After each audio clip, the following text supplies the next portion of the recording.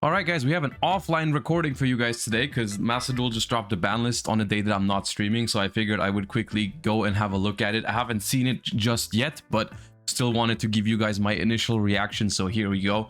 I don't know exactly what I'm expecting, so let's just hop right in. I'm just curious. At this point in Macedol, you never know what happens, so we have already first thing on the screen, we have Armageddonite going from 1 to 3. That is absolutely fine by me. I don't think that is an issue at all. I feel like Armageddonite is one of those cards that is just completely fine. You know, there's some potential to it. Maybe some decks can make use of it, but even the one copy hasn't even really seen play, and I think that is absolutely okay. Pearly Pretty Memory from 2 to 3 is interesting. I think it's warranted in the current state of Macedol because Pearly is not really seeing any play. It still is technically fine. It's just that all the other decks are just it's just way stronger. But as soon as Pearly gets E-Pearly Noir, with 3 Pretty Memories now, we might be talking again. This is interesting for the future. Definitely something to look out for. Maybe even something in anticipation of E-Pearly Noir release soon. I don't know exactly when we're getting it, but that's going to be interesting. All right.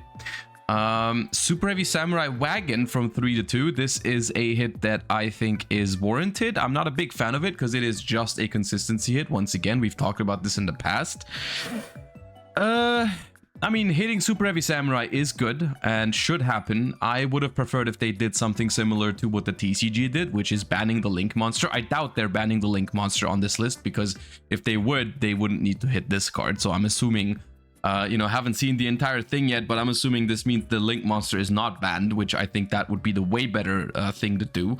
But I guess they disagree. It's a very Master Duel thing to just like put some random consistency cards from 3 to 2 or to 1, which is, I think it's very weird, but I guess we have to take it. Nadir Servant going from 3 to 2. That's interesting. I don't think that's warranted at all. I have no issue with Nadir Servant. I can't even think of a deck that really uses this card.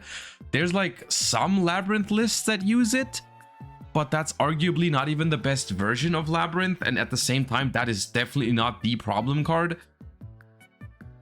This one's confusing to me. I don't hate it. The card is strong, but I just don't know why they did that. Like, why that would be warranted at the moment. I don't know. That's confusing me. I don't know. Let me know if you can think of any deck where this card was incredibly problematic. But I feel like whenever I'm seeing this card in Labyrinth or in like branded decks maybe, then that card is not actually the problem, but sure.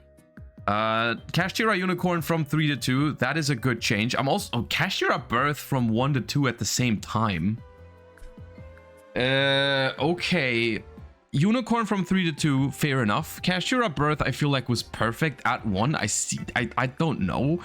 I suppose what they are trying to do with this, because Kashtira cards recently have only been played as sort of like a splash engine in other decks where you would never play more than 1 Birth. So what they're trying to do is they want to make like pure Kashtira get access to the second Birth, but they want to weaken the sort of like splashes in other decks. I'm fine with Unicorn at 2. I don't know if I like Birth from 1 to 2. I feel like Birth was just fine at 1. It doesn't seem quite common that they would limit one piece of an engine and then bring back another one at the same time. That's weird to me. I don't know. I feel like they should have just hit Unicorn, left Birth alone, but okay, sure. And that's it with the semi-limits. We have cards to beat. Performer Pal 5 Rainbow Magician. Why? Why is this here? This is literally just being used as a counter to Super Heavy Samurai. If you just properly hit Super Heavy Samurai, no one cares about this card. Do they want Super Heavy Samurai to be good? Because like this, literally, I'm seeing down here, Fold. This is it.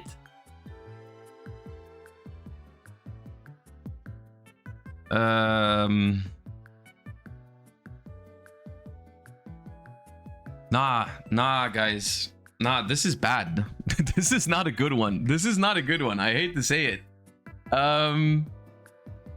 Yeah, no, this is very, very weird and very, very non-effective. Like, Snake Eyes, not touched at all. I guess they are slightly addressing the Kashtira Snake Eye deck that's been running around with now only 2 copies of Unicorn. Fair enough.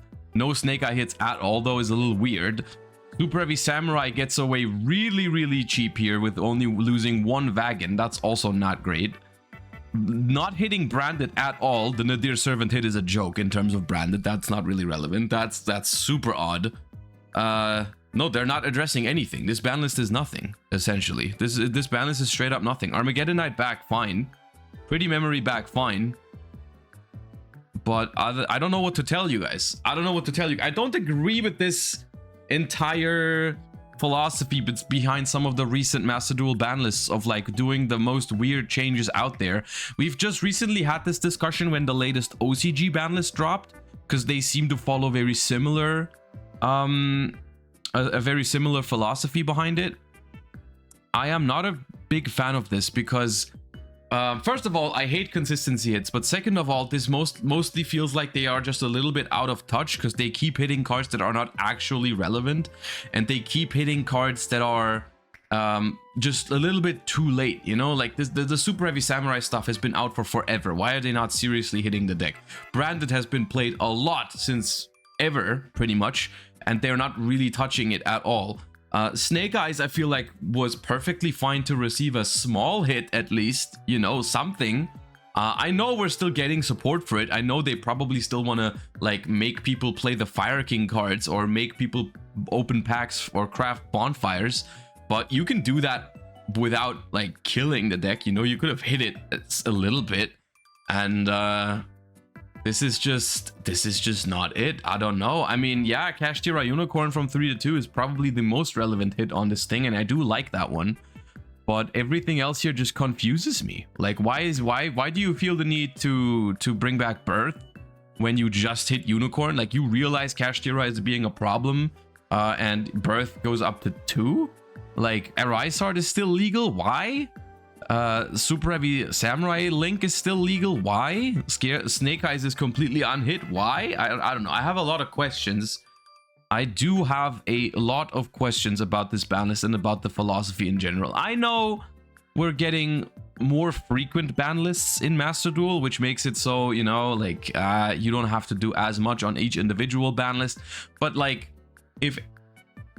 even if you get a lot of ban lists, if all of them kind of suck, then the entire outcome, the entire situation is still not going to be great. So I don't know, this one's not too great. I'm a little bit worried about what that means for Master Duel in the upcoming months. I don't know. I mean, it's probably going to be fine. I think the current format is okay for what it's worth. I don't think it's a terrible format. But I'm always just a little bit underwhelmed by ban lists that just don't change anything. Because why are we even bothering making a ban list at all? And there's 7 changes on this ban list. How does it still not change anything? I don't know. I'm confused. Let me know what you think. Yeah, thank you for watching. And like, comment, subscribe, all the good stuff. Bye bye, peace.